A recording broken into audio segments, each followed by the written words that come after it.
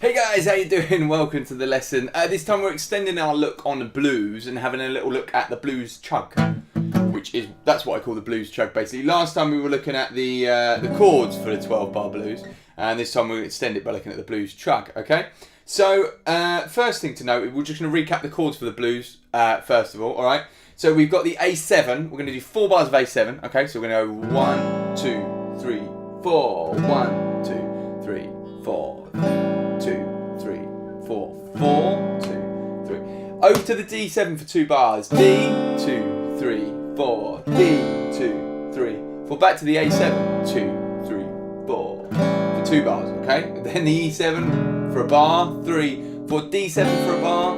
3, 4. A7 for a bar. 3, 4. And then finish on the E7, which then brings us back to start again the whole sequence, alright? So the 12-bar blues is obviously, it's a hugely common thing all throughout the world. The 12-bar blues is used. It's really versatile for musicians if you're going to get together with people. It's kind of an essential tool, really, if you're going to get together and jam with people. If you say, right, I've got blues in A, most people should know what you're talking about. So it's a really, really cool thing to get together. There's loads of variations we can do. And if you look at a lot of the videos online, there's kind of, advanced blues soloing, like advanced blues rhythm. It's 101 different approaches to the blues, but this is our kind of basic core. This is where you start kind of thing. So that's good. So we're getting a good kind of core starting. So I'll start by going through each of how these chugs work. Now we're dealing with a swing rhythm, all right? A swing rhythm we might have talked about before. Let's call it swung quavers or swung eighth note. So you might be familiar with that terminology. So if I play, let me play straight quavers first. So if I just play straight quavers. Actually, let me just do it just like that. So it'd be like 1 and 2 and 3 and 4. And very straight, very even. Every quaver is the same length as the next one. That's it. Now swung quavers go against that. They then play, basically your first quaver is longer than your second. Now we'll call it that at the moment. It is a lot more technical than that, obviously. But if you can get the feel of it, that's much more important. So the first one, dun, and the second one, dun. Okay, so dun, dun, dun. So I'm just playing a whole row of quavers. Let's imagine 8 quavers in a row over 4 beats.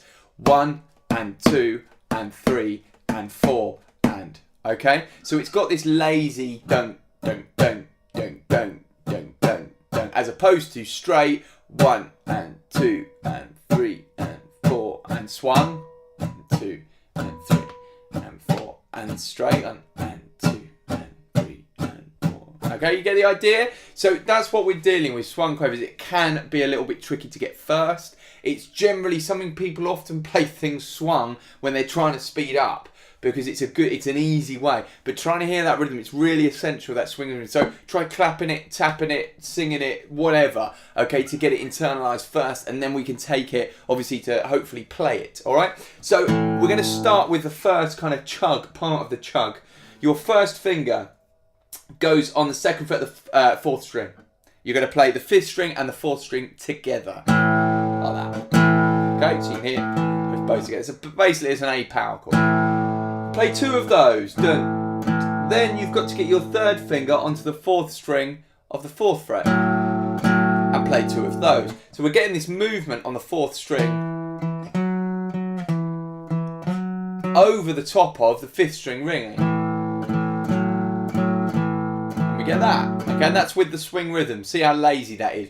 1 and 2 and 3 and 4 and 1 and 2. Okay, so that's the kind of lazy swung quaver rhythm. That's for the A. Let's play a bar of that. 1 and 2 and 3 and 4 and... Okay, so that's a bar of the swung rhythm in A. Now, that is outlining the A7 chord. Okay, so try and see that when you're playing the A7 chord. It's there. For your next chord, the D7, you're going to move with your 4th, basically move everything downwards. So we're going to now be starting on the 2nd fret of the 3rd string and the 4th fret of the 3rd string. Okay? And it's exactly the same pattern.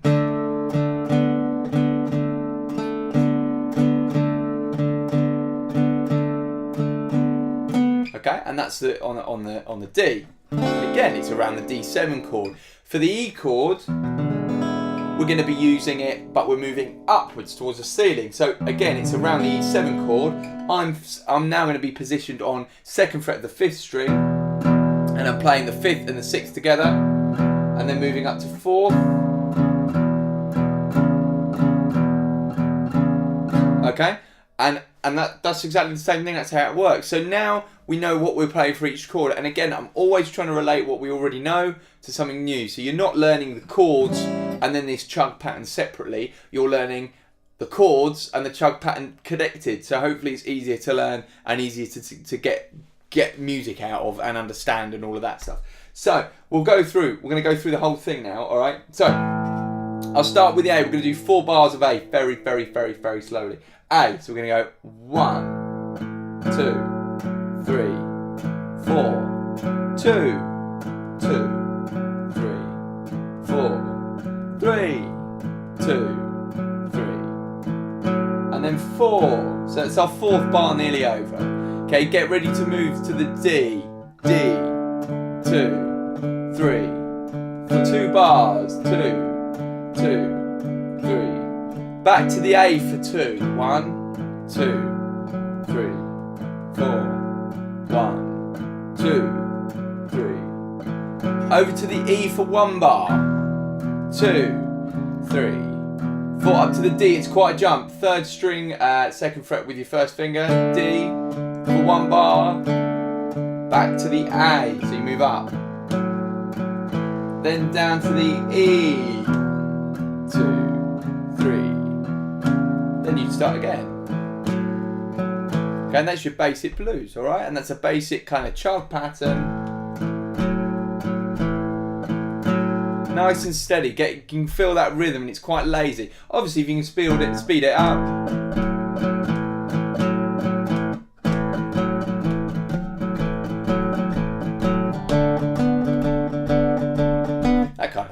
We'll move on to that later maybe, okay? So really slow, make sure you're doing that each time, and you're getting a feel for the bars. Now eventually with the blues, if not already, your ears will be starting to pick up the pattern. It's a very common pattern, and it's something that you can almost hear where the D goes, you can almost hear where the E comes, you can hear, because it just makes logical sense from a kind of musical point of view. So, you know, if you're starting to hear that, fantastic, that's great news. If you're not, don't panic, it will come.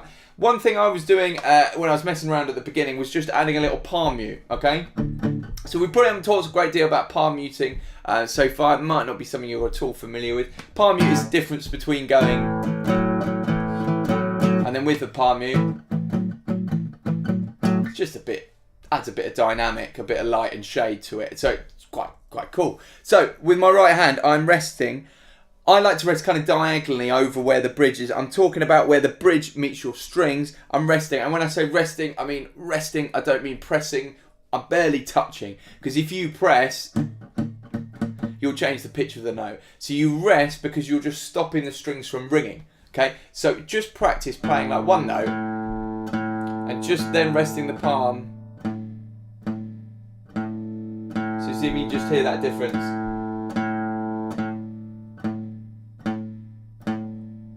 Okay, and then just try playing the first chord like the A power chord. Should be getting that dead sound. So I'm just resting it ever so slightly. I rest about here, this part of my hand, just over the strings, just so I deaden the strings a bit. Okay, then try it with the pattern. So A, and it gives you rhythmically. It just gives us a bit more. Just a bit interesting, and then if you can vary it,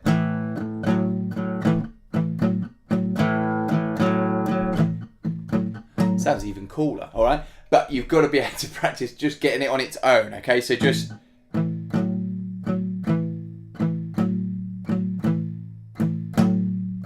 okay, and that's the kind of sound you're going for on that one, right? So we'll go through the whole thing one more time, but with the palm mute, all right? Nice and slow. From the A, here we go. Get your palm mute ready if you can. 1, 2, bit faster. 3, 4. So go A, 2, 3, 4. 2, 2, 3, 4. 3rd bar.